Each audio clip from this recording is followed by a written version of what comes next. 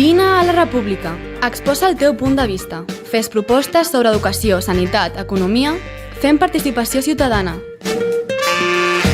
Com podem resoldre l'atur i crear llocs de treball? Com acabar amb la corrupció? Com controlar els nostres representants polítics? A la República tens la paraula, a Ràdio Sant Vicenç. I una realitat, una obscura realitat, una realitat muda que no poden tapar. Hi ha aquesta realitat, aquesta brillant realitat. Molt bona tarda, benvinguts de nou a un altre programa de la República. Avui passem a l'idioma castellà perquè el podcast es difondrà més enllà de Catalunya. Muy buenas tardes, bienvenidos al programa La República de Radio Sant Vicenç dels Horts, Cataluña. Un programa de análisis, reflexión y debate libre sobre la realidad, para ir más allá de la noticia. Hoy abordamos de nuevo la guerra de Rusia contra Ucrania. Han pasado ya 2 meses de la invasión de aquel 24 de febrero, una fecha que ya nos parece lejana por la acumulación de hechos que han ocurrido. 5 millones de personas refugiadas fuera de su país, más otros tantos de desplazados, miles de muertos, de los que aún no se sabe una cifra exacta, ciudades sitiadas con Mariupol como símbolo de una nueva Guernica y de asedio medieval, imágenes de civiles, familias, niños asesinados por bombas que no distinguen población militar de la civil, pero también en estos 2 meses hemos visto una resistencia no vista en muchísimos años. Una emergencia de un pueblo, de una nación que el invasor Putin decía que no existía. Una unidad quizás mayor que en otros trágicos momentos de Ucrania, donde población ucranoparlante y rusoparlante se sienten una sola frente a los invasores. Para hablar de esta situación, de lo que se deriva de ella, de cómo afecta y afectará en el futuro de Ucrania y de toda Europa, tenemos hoy a Elena Turava. Ella es presidenta de Bielorrusos de Cataluña. Buenas tardes, Elena. Buenas tardes. Bueno, es la Asociación de Bielorrusos de Cataluña, Asociación Razom. Muy bien, gracias por la aclaración. Y también tenemos a Arseny Maximov.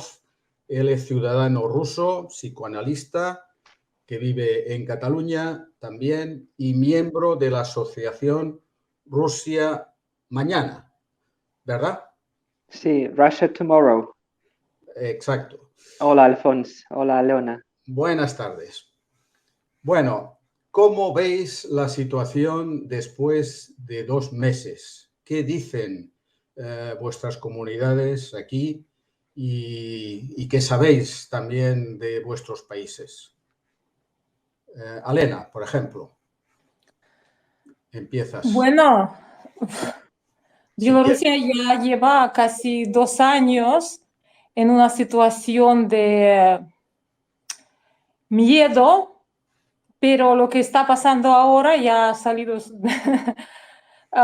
de todas las expectativas posibles, porque lo que menos hemos esperado fuera esto, la invasión. Bueno, además que nuestro país ya está ocupado por las tropas rusas con el pretexto de unos entrenamientos militares. Y al final, bueno, yo recuerdo estos primeros días cuando comenzó la guerra, el ataque sobre Ucrania, y lo más tremendo para mí y para nosotros, para mis compatriotas, era que los misiles estaban lanzados desde nuestro país, que nosotros somos agresores además, que nosotros además que estamos invadidos por las tropas rusas, somos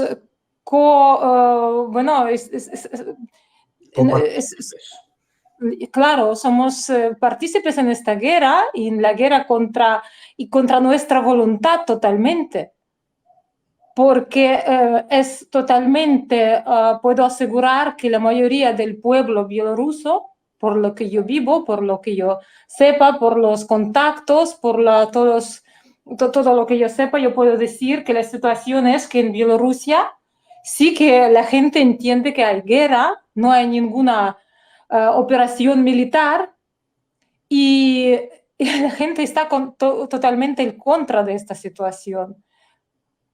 Es bueno, desde el principio, para pasar la palabra a Arsenio, Sí, que se puede hablar mucho de esto, claro, es lo que pasa que, bueno, además de miedo, lo que estamos viviendo es el terror, es totalmente un desconocido que puede pasar mañana, es lo que está pasando. Adelante, Arseni. Sí, yo sorprendentemente me siento muy identificado con lo que ha dicho Elena, porque aunque haya más rusos que apoyan la guerra, desgraciadamente, algunos por sentimientos imperialistas, otros por desconocimiento de lo que pasa, porque tienen los cerebros lavados por la propaganda, aunque haya más rusos que apoyan la guerra que bielorrusos, también me siento como si fuese invadido por un régimen que no me representa, ¿no? Que siendo parte de la oposición al régimen de Putin, nunca jamás he votado a él o a su partido, ¿no? Me siento también, como Elena dice, que Bielorrusia está invadida por Rusia y sus políticas militares, también me siento yo así, siendo ruso, que es curioso, ¿no? Porque puedo decir que el régimen de Putin se ha hecho con el poder a pesar de la voluntad del pueblo.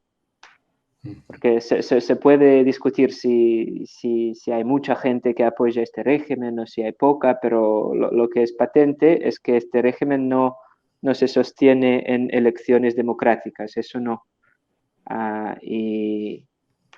Entonces es como se ha apoderado del país ilegalmente en realidad. ¿Y cómo veis la reacción que han tenido los gobiernos en general europeos, pero también de aquí en concreto, de España y de Cataluña? ¿Elena? Bueno, yo sí, lo que podría decir yo, relación al régimen bielorruso, yo no veo casi ningún cambio, lamentablemente, porque, bueno, nosotros en realidad vivimos una situación desde hace casi 2 años después de las elecciones fraudulentas en el año 2020.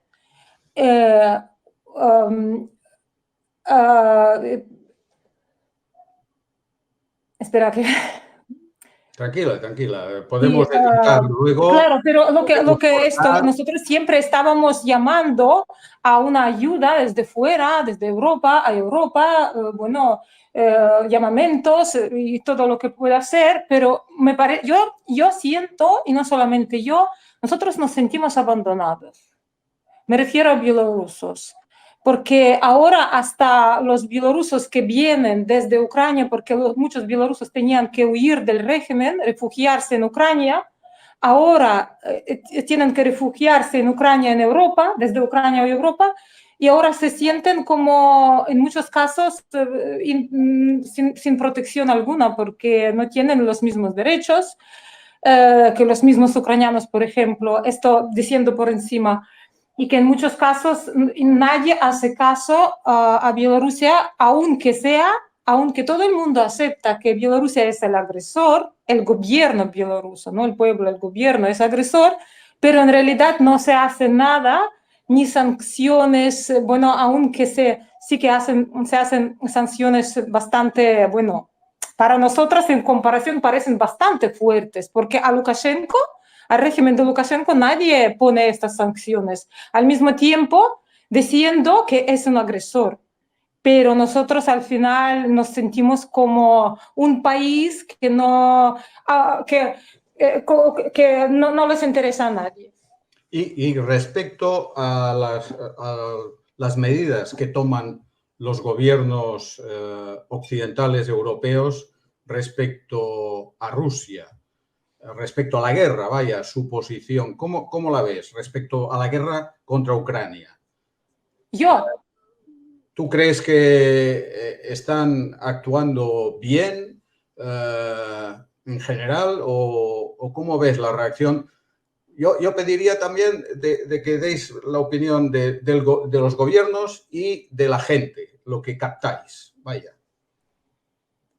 ¿Qué actitud? Bueno, es muy difícil de responder a esta pregunta porque cada uno puede tener una visión diferente y además no se entiende muchas cosas y nosotros solamente en este momento estamos mirando y estamos intentando evaluar esta situación porque ¿por qué hemos llegado a este extremo? Porque podría ser que no hubiésemos llegado a este extremo si en su tiempo algunas medidas hubieran hechas contra el gobierno de Lukashenko. Pero sigue nadie haciendo caso a eso. Entonces nosotros estamos en estos momentos solamente reflexionando sobre el tema. Es complicado, yo no veo yo lo único que veo, y mis compatriotas muchos comparten esta opinión, que Unión Europea en realidad no tiene ninguna medidas para hacer algo para que su vecino viva mejor. Para mí siempre esto ha sido, si viviéramos en el mismo patio los vecinos y a un vecino lo maltratan, a una mujer la maltratan, ella tiene, en caso de Bielorrusia, por ejemplo, ella tiene que huir de su país porque hay un montón de bielorrusos, más que 300.000 de bielorrusos, y tenemos que tener en cuenta que somos 9 millones solamente, y más de 300.000 de bielorrusos tenían que huir de su casa, dejando a sus familiares. Y imaginamos que esta vecina tiene que huir dejando a su familia, puede ser a sus hijos, a sus padres en su casa, y nadie le puede ayudar. Entonces, en este momento, solamente todo el mundo diciendo que sí, que bueno, que pobre, que no, lo que sea, pero haciendo nada. Entonces, esto en comparación a un juicio, en unas medidas que podrían tomar, no sé, un país civilizado en contra el maltrato de la mujer, por ejemplo, que hay que tomar enseguida las medidas, hay que no dejarle a esta persona que siga más, que haga los pasos más agresivos. Y al final lo que hace, agresión a otro vecino y más fuerte. Y entonces yo lo que veo que el mundo no tiene respuesta de momento. Y Arseni. Sí, yo sí estoy bastante de acuerdo, ¿no? Que volviendo a lo que estábamos diciendo, respondiendo a la primera pregunta, ¿no? Dijimos que en realidad, tanto en Bielorrusia como en Rusia, tenemos dos regímenes absolutamente criminales que están como haciendo lo que les da la gana, básicamente, reprimiendo a su propio pueblo y cometiendo crímenes tales como esta guerra contra el pueblo ucraniano, ¿no? Hay crímenes contra Ucrania, que es la guerra, y hay crímenes contra el pueblo mismo bielorruso y ruso por parte de sus regímenes respectivos, ¿no? Y hasta hace poco parecía que realmente nadie podía hacer nada, ¿no? Y tampoco quería, ¿no? Que Europa, el mundo no intervenía mucho, las sanciones eran mínimas. Ahora contra Rusia sí que hay sanciones. Vale, muy bien, pero contra Bielorrusia, por ejemplo, es decir, contra el régimen bielorruso, no contra Bielorrusia, ¿por qué no hay sanciones? ¿No? Es una buena pregunta. Otra cosa es que las sanciones contra el régimen ruso no son suficientes, obviamente, ¿no? Que se sigue comprando el petróleo, se sigue comprando el gas, y mientras todo esto se siga comprando, el régimen ruso va a seguir existiendo, parece. Entonces se podría aplicar mucha más presión internacional, creo yo. Lo que tendría un coste importante también para los que ejerzan esta presión. Es una cuestión también difícil. Sí, luego entraremos un poco más en concreto en el tema de las sanciones. Pero, bueno, hay sectores de la izquierda o de las izquierdas que insisten en que la responsable de esta guerra es la OTAN. ¿Qué decís a esto? Esto nos parece muy injusto esto, porque no refleja lo que está pasando, pero sí que refleja unas ciertas corrientes de la propaganda rusa y de Kremlin.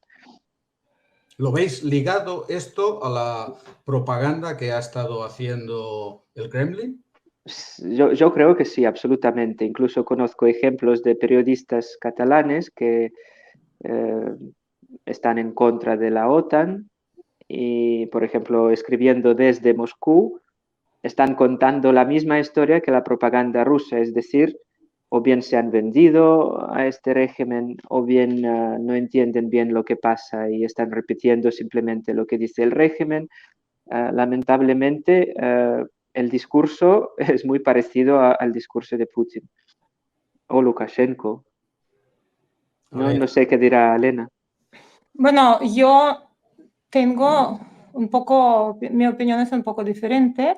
Yo digo mi opinión y opinión de mis amigos que están en Bielorrusia, que siempre estamos conversando, porque Bielorrusia es un país que fue neutral hasta hace poco, porque cuando comenzó la guerra el día 24 de febrero, el día 28 de febrero celebramos referéndum, este referéndum totalmente ilegal, igual que elecciones de 2020, que al final de este referéndum resulta que nosotros ya lo sabíamos con antelación, que había, bueno, hemos perdido la neutralidad.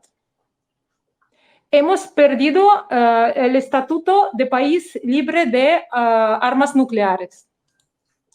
Y Bielorrusia siempre así, bueno, toda la historia de Bielorrusia era que nunca, no sé, a lo mejor me equivoco mucho, pero yo no recuerdo en la historia de Bielorrusia que Bielorrusia alguna vez atacó a otro país.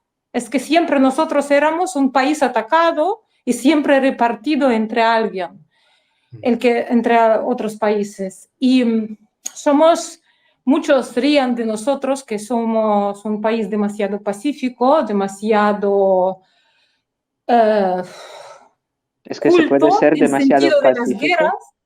Sí, pero somos así, hemos pensado sobre este tema, hemos reflexionado en nuestra diáspora, con nuestros amigos. En este sentido, nosotros, no digo por todo el mundo, pero con la gente con yo tengo relación, bueno, nosotros preferiríamos vivir como Suiza, por ejemplo, somos neutrales, no nos gusta intervenir, no nos gustan alianzas militares y lo de la OTAN, yo recuerdo estos tiempos, claro, la propaganda de una parte y de otra siempre existe y yo no creo ni en una ni en otra, pero yo personalmente estoy en contra unas alianzas militares, pero en este mismo momento, cuando haya guerra, no es la opción de decir no a la OTAN, porque cuando hay una fuerza que ya ha amenazado a otra, amenazar no, que ya es agresiva, que ha declarado, que ha hecho una guerra contra el otro, que ha invadido otro país, entonces tiene que haber otra fuerza. Aunque no me guste el OTAN, yo no sé, yo en este sentido, por ejemplo, yo y mis compatriotas, porque somos en este sentido diferentes, somos pacíficos, pero no me gusta ni OTAN ni Rusia, ni Putin. No, Rusia sí, pero digamos, hay rusos y hay gobierno de rusos. Pero es muy complicado. Sí, yo también estoy de acuerdo, ¿no? Que no me gusta, por ejemplo, la OTAN como idea, como una organización militar. No me gusta lo que han hecho en el pasado, pero ahora pensando que hay que pensar que alguien tiene que parar a Putin. ¿Qué puede parar a Putin, no? Entonces, a lo mejor no es tan mala idea que la OTAN haga algo, no sé qué, o incluso que exista, porque algo se tiene que oponer a esta fuerza bruta que ahora está ejerciendo el régimen ruso. Lamentablemente es como un vecino agresor, que siempre digo yo como una alegoría. Contra él tiene que haber al final un otro que tiene más fuerza, aunque no, pero tiene que haber un juicio, tiene que haber algo en medio de esto que haga de una manera distinta de lo que pueda haber, porque lo que hizo OTAN en muchos países tampoco, no sabemos dónde hay verdad. Porque entre tantas propagandas, en tantas mentiras, no sabemos lo de Afganistán, de Irak, de Siria, todos estos países. Ya. Sí. Pero también, perdone, que hace poco estaba pensando por qué, es como estaba intentando entender por qué ahora la situación parece diferente, ¿no? Que no parece igual que en Siria, no parece igual que en Irak. Y yo creo que es porque en aquellas situaciones lo que pasaba básicamente eran guerras civiles dentro del país, y después entraban otras fuerzas apoyando este lado u otro lado, ¿no? Y empezaba una guerra con intervención internacional, pero que iniciaba como una guerra civil. Y aquí tenemos, y la guerra civil siempre es una cosa muy, muy confusa, muy difícil de entender, muy, muy difícil de juzgar, ¿no? Me parece. Pero aquí tenemos una cosa clarísima, ¿no? Un Estado está invadiendo el otro, ¿no? Sin tener ninguna razón para hacerlo, según mi opinión. Sí. Se han inventado una razón diciendo que Ucrania está llena de nazis, los llaman así, que esto es una mentira total, ¿no? Que no se puede ni creerlo, ni siquiera considerarlo, ¿no? Sabemos todos que no es así. Sabemos más bien que es Rusia quien ahora está haciendo el papel de los nazis en la Segunda Guerra Mundial, que ahora Rusia está aplicando políticas agresivas contra un país que no le hacía nada en realidad, ¿no? Y es una situación tan claramente injusta, tan terrible, que eso la hace muy diferente para mí, ¿no? Para mí, entonces, por eso no es lo mismo que en Siria, porque Rusia ha entrado e invadido Ucrania. Sí, efectivamente. Pero aún así, claro, la intervención de Siria, de Rusia en Siria, digamos, preparó, ¿no? Fue como un ensayo para lo que están haciendo ahora. Sí, sí. Y ahí, bueno, tampoco ni la OTAN ni nadie detuvo lo que hacía Rusia en estos momentos, y ciudades arrasadas como Alepo, etcétera, es lo que está ahora haciendo en Ucrania, ¿no? Por eso yo, que soy profundamente contrario a la OTAN, siempre he estado luchando y estoy por la disolución de la OTAN. Claro, creo que hay una contradicción evidente. Si la OTAN realmente quisiera ayudar a Ucrania, entonces, ¿por qué no permite que los aviones que se habían ofrecido, MiG, ¿no?, desde Polonia para salvaguardar el cielo en Ucrania, se pudieran defender los propios ucranianos? Porque, claro, aquí hay dos cosas que considero que son diferentes y quizá pues en el diálogo me gustaría aclarar. Una cosa es la autodefensa de quien se está defendiendo de una agresión, y otra cosa es una guerra entre imperialistas para ver quién se queda la mejor parte del territorio y de sus riquezas, ¿no? ¿No lo veis así? Absolutamente. Y ahora parece que tenemos que estar con aquellos quienes están defendiéndose de una agresión inesperada y no merecida. Sí, Claro. por eso digo que una cosa es apoyar la resistencia que hay desde Ucrania, ofrecerles armas y toda la solidaridad posible para que ellos se puedan defender.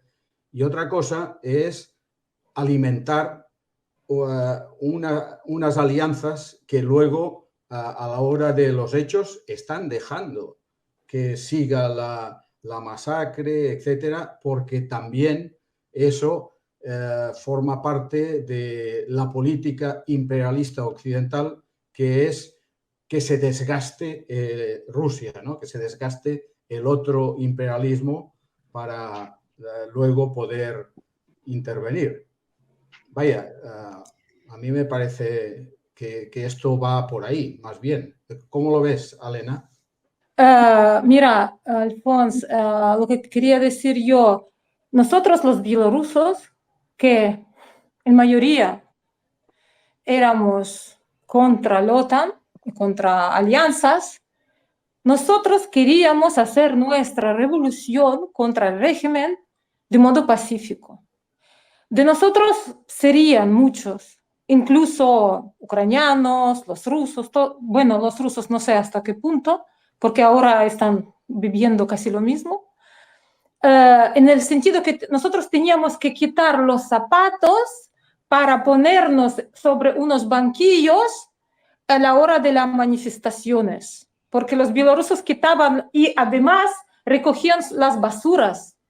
Los bielorrusos son así, somos la gente así. Y la gente, nosotros hemos sufrido eso. ¿Hemos sufrido qué?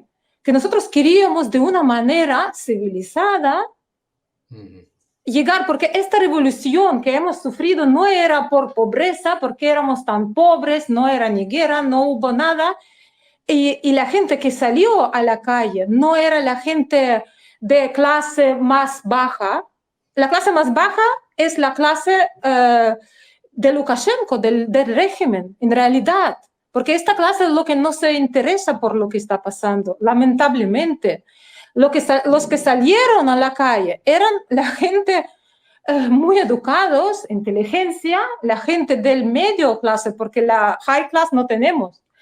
Entonces, no teníamos, y entonces era la clase de nivel medio. Yo cuando fui a Bielorrusia en 2019, yo quería volver a mi país. ¿Por qué? Porque yo vi este cambio del pensamiento, de la mentalidad de la gente, y por qué luego nosotros con mi marido, hasta que es ruso, que queríamos volver a vivir a Bielorrusia, y no en Ucrania, ni en Rusia y Bielorrusia, porque a nosotros nos gustó mucho el cambio de la mentalidad, porque la gente, nosotros siempre preguntábamos, ¿por qué vosotros queréis cambiar Lukashenko 2019?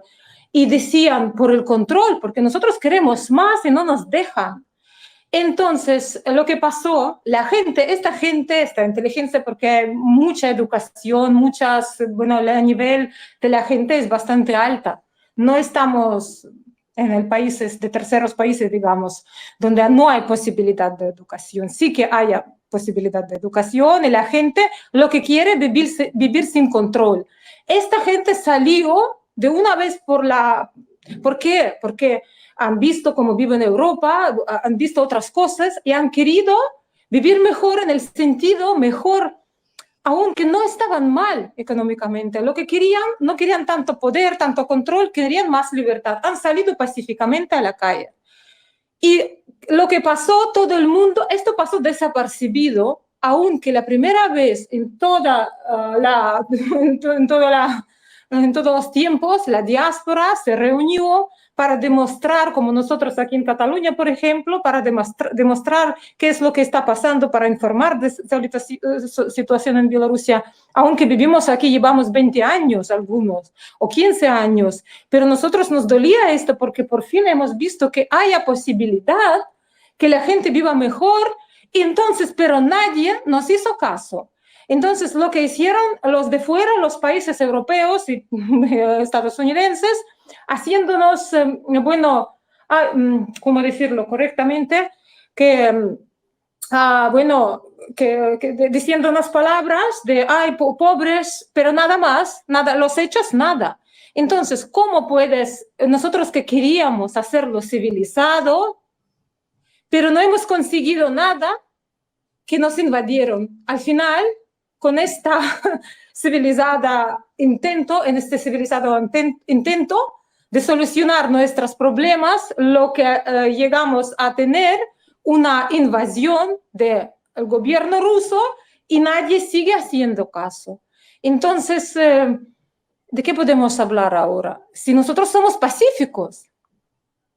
Bueno, es que es complicado, es que no hay solución. Sí, es que me parece que lo que dices es muy interesante, porque en realidad hay como 3 pueblos que los bielorrusos en realidad querían moverse, ¿no? Como la mayoría, o al menos la parte más educada, como te dices, querían moverse hacia Europa, ¿no? Hacia los valores europeos. No exactamente. Nosotros queríamos estar donde estamos, en nuestro país. No, nosotros digo, ni estábamos moverse... pensando en sentidos democráticos, sí. Sí, como cortar con la herencia soviética, ¿no? De la dictadura, del régimen soviético, ¿no? Controles, sí. Lo mismo quería la oposición rusa, ¿no? Cortar con la tradición de la dictadura soviética que ya ha matado millones de personas, ¿no? Lo mismo querían en realidad los ucranianos. Ellos, cuando hicieron en 2014 su revolución, ¿qué hicieron? Dijeron que no a toda la herencia soviética y dijeron, nosotros queremos democracia, queremos mirar hacia Europa, ¿no? Y lo que hace el gobierno de Putin es reprimir todas estas movidas, ¿no? Reprimir toda esta gente que quiere moverse hacia la libertad, pues ahí donde haya un movimiento de liberación, pues entra Putin con sus tropas y lo pisa todo y lo destruye. Lo hizo en Bielorrusia, ¿no? Ayudando a Lukashenko a reprimir las protestas. Lo hizo en su propio país, en Rusia, arrasando toda la oposición. Y ahora lo está haciendo en Ucrania, ¿no? Como es terrible, me parece esto. Y alguien tiene que pararlo, ¿no? Sí, esa es el meollo de la cuestión, ¿no? ¿Qué seguridad, ¿no? tienen los diferentes pueblos de Europa, y empezando por Ucrania, Rusia, Bielorrusia, frente a los imperialismos, ¿no?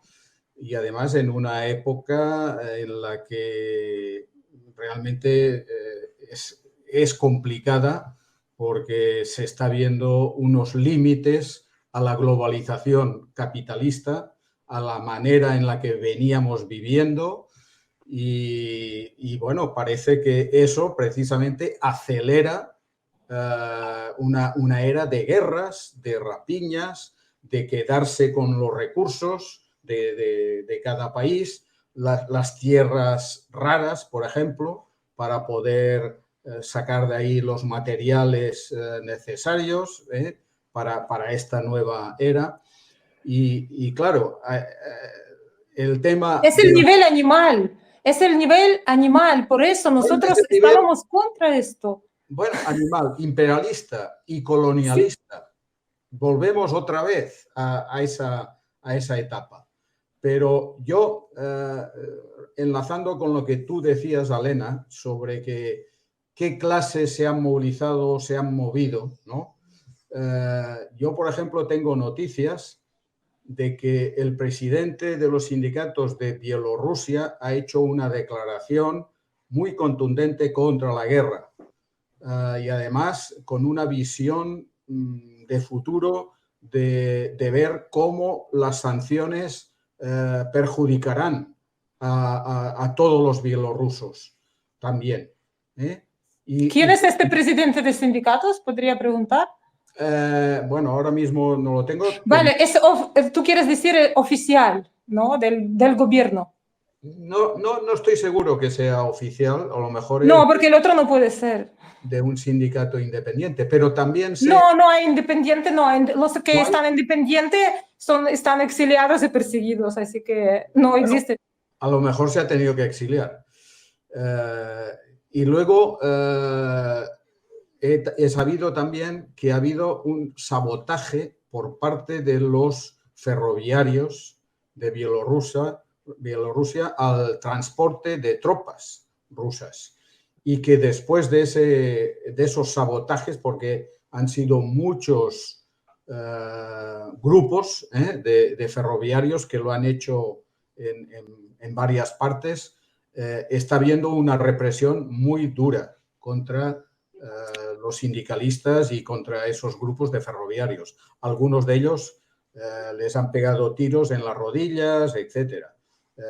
Supongo que todo eso lo conoces, ¿no, Alena? Bueno, esto en realidad, ¿sabes cómo es? En realidad, la gente solamente está pensando de hacer algo, pero ya están fichados. Todavía no han hecho nada, pero ya están fichados. Lo que está pasando ahora en Bielorrusia es eso. Y ya Rusia ha saltado este paso de manifestaciones y ha entrado directamente a esta fase. También, por lo que yo estoy viendo, por lo que yo estoy cuando hablando con mis amigos de Rusia, y la gente todavía no han hecho nada, ni sabotajes, ni nada, pero ya están. A mis amigos ya ha pasado muchas cosas que todavía ni han hecho nada, ni habían hecho nada, solamente ni intenciones, pero ya están fichados. El KGB funciona de una manera de mucha experiencia y mucho mérito. Sí. Y aquí mérito no. ¿Y en Rusia? ¿Qué situación hay de represión?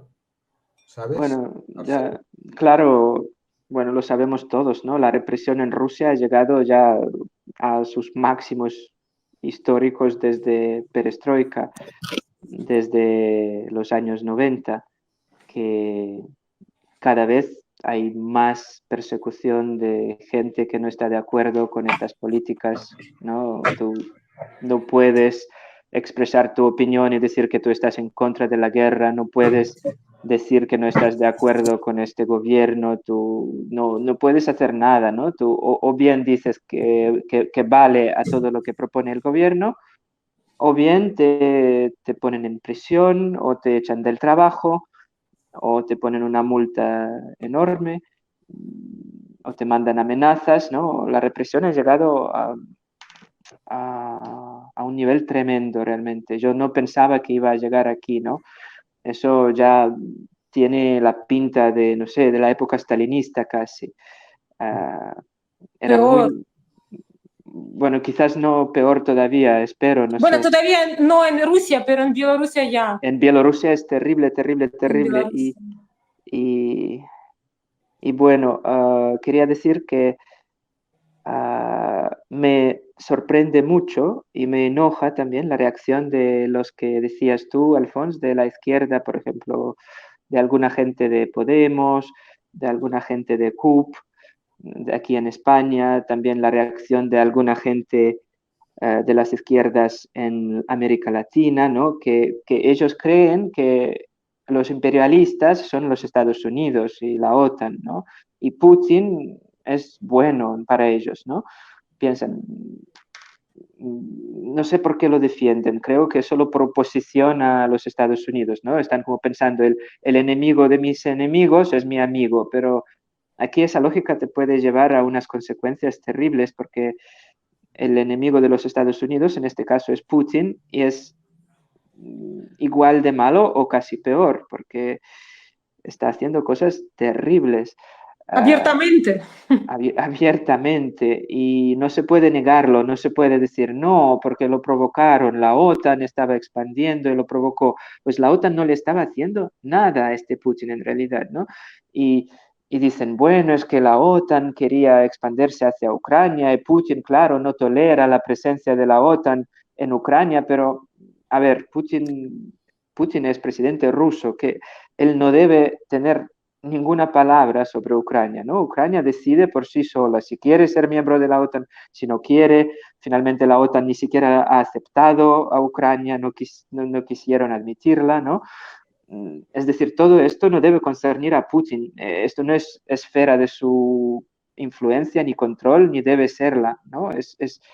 Ucrania es un Estado absolutamente soberano y Putin tiene que reconocerlo. Sí.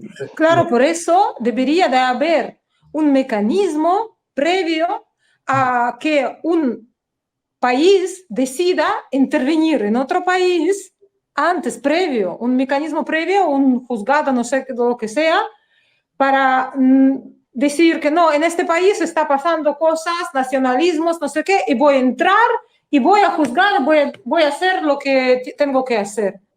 Manipularlo, bueno, entonces tiene que haber, yo lo que creo, un mecanismo previo para que este país o esta persona, este vecino no pueda hacer esto antes de que tiene que llegar a este organismo y decir, mira, está pasando esto y por eso queremos intervenir y vamos a hacer algo. Pero no así directamente intervenir esto como fuera el otro vecino que quiera intervenir, en nuestro caso, con violación, sin ningún juzgado, sin policías, es casi lo mismo. Por eso yo digo que tiene que haber un mecanismo previo para que este gobierno no pueda decir a su pueblo que nosotros intervenimos por una razón o por otra razón, porque él no puede, tomar esta decisión por su propio... Por su mano. Sí. El mecanismo del que tú hablas, bueno, yo creo que existe, es la ONU, pero a la vez ese mecanismo muestra indiferencia, que no es viable. No es fiable. Parar los diferentes intereses imperialistas del mundo, porque, bueno, los principales países imperialistas tienen poder de veto y entonces tenemos que buscar, creo yo, un mecanismo realmente construyéndolo desde abajo, porque todavía Europa no está unida desde el Atlántico a los Urales y de ahí también creo yo que solo se piensa una parte de esas izquierdas que han luchado y estamos en contra de la OTAN, pero una parte solo ve un imperialismo. No acaba de ver que hay varios imperialismos en Europa, que existe el imperialismo ruso y también el imperialismo chino. Claro, porque cuando nosotros hicimos nuestra revolución muy eufóricos, cuando empezó todo, 2 semanas saliendo a la calle manifestando, Putin dijo claro, aceptando al Lukashenko como presidente, y dijo claro, si vosotros hagáis alguna provocación en sentido de agresión contra algo radical, entonces nosotros intervenimos.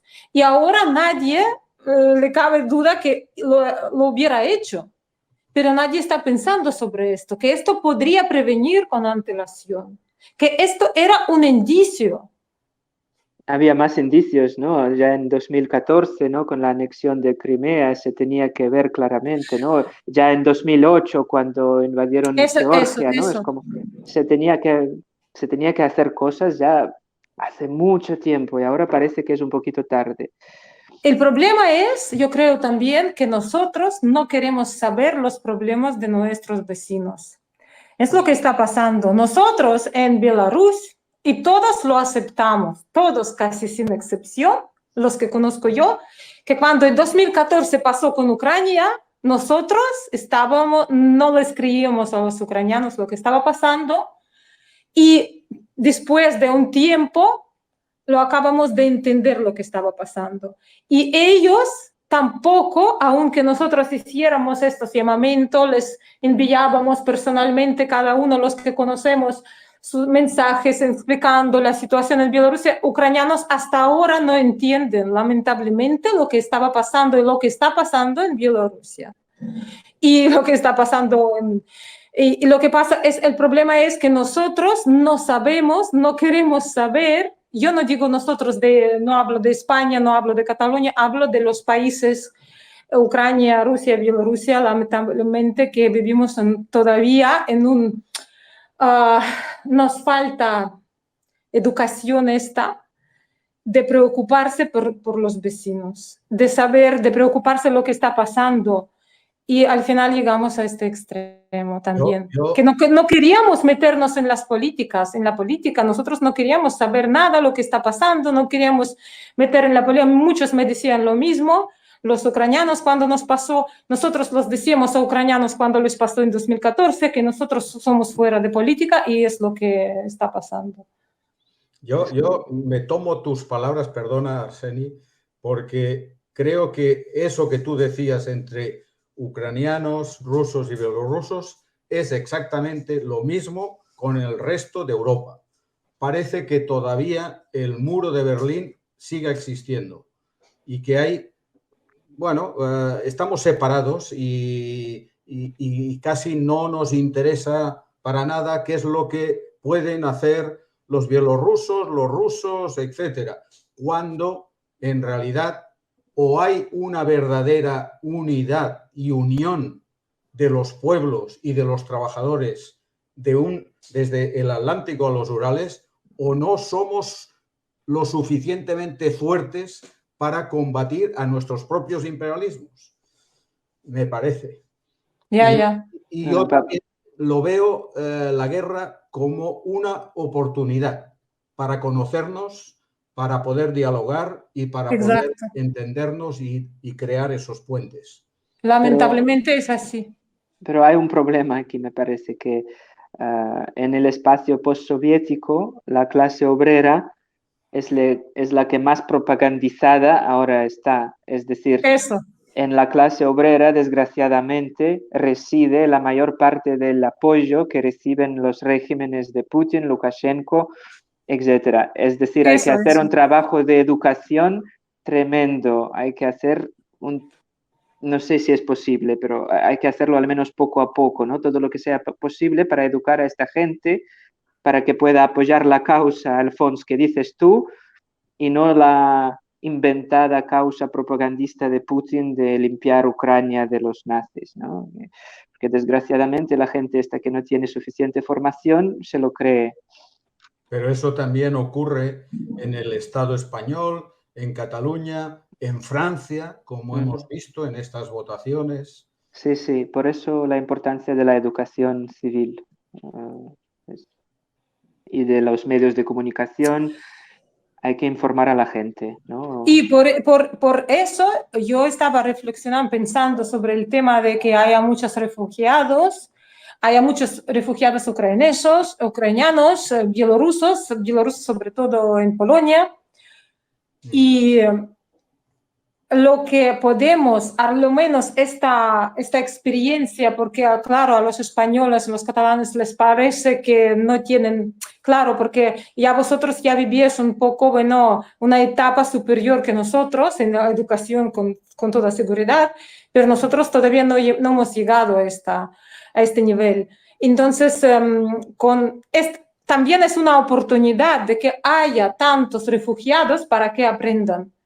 Y para que aprendan hay que hacer iniciativas. ¿Y cómo veis una iniciativa de generar, por ejemplo, conferencias europeas? O antes había el Foro Social Europeo, que fue realmente un intercambio de ideas, de opiniones, etc.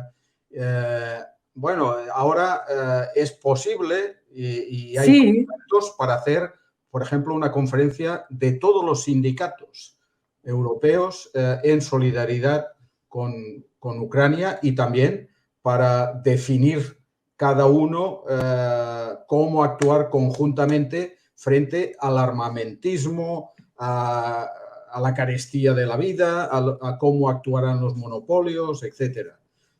Lo que puede hacer Europa ahora, lo que debe hacer esto, educar, porque esta gente ya está aquí. Y además los sindicatos ucranianos, la gente, digamos, no tienen ningún problema en llegar a esta educación, porque si hablamos de bielorrusos, solamente pueden llegar a los que están refugiados en sentido, porque en Bielorrusia está prohibido, no puedes participar en nada. Entonces, los que están fuera solamente, claro, pueden Y es una oportunidad de verdad. Arseni, ¿verdad que habías pedido la palabra? Bueno, quería decir que tengo que irme, desgraciadamente, entonces quería agradecer la oportunidad de hablar con vosotros. Y sobre los sindicatos, por ejemplo, quería decir que en Rusia ni siquiera existen, que el gobierno de Putin, una de las líneas de la represión justamente son los sindicatos, que no hay sindicatos en Rusia, no son funcionales, son completamente eliminados, ¿no? No hay libertad ni siquiera a nivel empresarial, a nivel de la fábrica, a nivel del, no sé, los gremios y todo esto, ¿no? Entonces son unas estructuras que hay que crear primero y después ya podrán unirse en esta causa que tú dices. Y bueno, tengo que irme. Un placer veros. Gracias. No, gracias a ti por participar.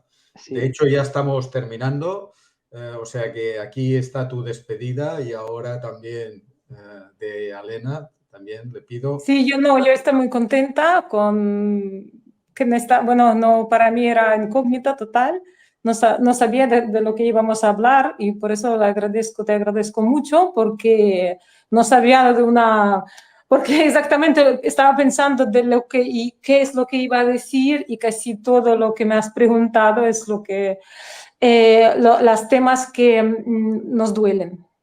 Y la salida yo veo en educación y como hay tantos refugiados bielorrusos, ucranianos, Pero lo que Europa sí que puede hacer, al menos porque cada uno puede hacer lo que pueda en su sitio, en su tiempo, en su sitio, en su lugar. Y lo que podemos hacer es educar a ciertos sindicatos, sindicatos, es difícil decir en este sentido, pero... sí. Y tu última frase. No, que tengo que irme y quería decir que educar es una solución a largo plazo, pero también tenemos que pensar en una solución a corto plazo para parar esta guerra criminal que está pasando. Y esta solución pues todavía no la tenemos y hay que hablar y buscar y ojalá... Esto cada uno hace lo que pueda. Nosotros desde nuestra asociación, por ejemplo, hacemos lo que podemos. Cada uno está haciendo y bueno. Gracias, Arseni. Gracias, Arseni. Y gracias, Alena. Muchas gracias. Muchas gracias también. Vine a la República. Exposa el teu punt de vista. Fes propostes sobre educació, sanitat, economia. Fem participació ciutadana. A la República tens la paraula, a Ràdio Sant Vicenç. I una realitat, una obscura realitat, una realitat muda que no poden tapar. Hi ha aquesta realitat, aquesta brillant realitat.